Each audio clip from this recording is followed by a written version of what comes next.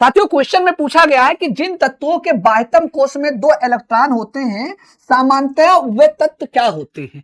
धातु होते हैं, अधातु होते हैं, उपधातु होते हैं या उत्कृष्ट गैस होते हैं? ऑप्शन में आपको दिया गया है दोस्तों।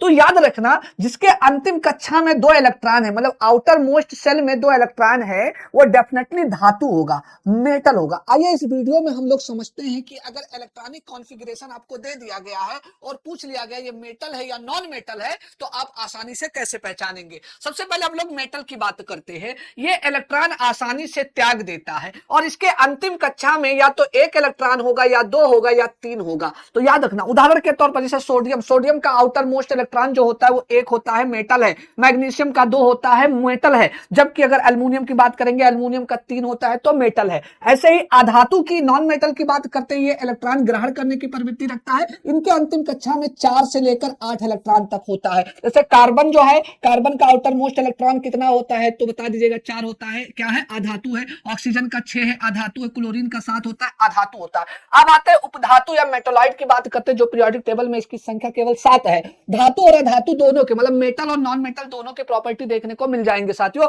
यहां पर अगर बात करेंगे आउटर मोस्ट सेल में इलेक्ट्रॉन 3 से लेकर 6 तक हो सकते हैं। ठीक है, जैसे बोरान का 3 होता है, सिलिकॉन का 4 होता है, जर्मेनियम का 4 होता है। तो इलेक्ट्रॉनिक कॉन्फ़िगरेशन देखकर आप बता सकते हो कि ये मेटल है या नॉन मेटल है। साथियों क्या आपको ये ट्रिक पहले से पता थी या मेरे प्यारे बच्चों आज पहली बार सीखो? कमेंट करके जरूर बताइएगा।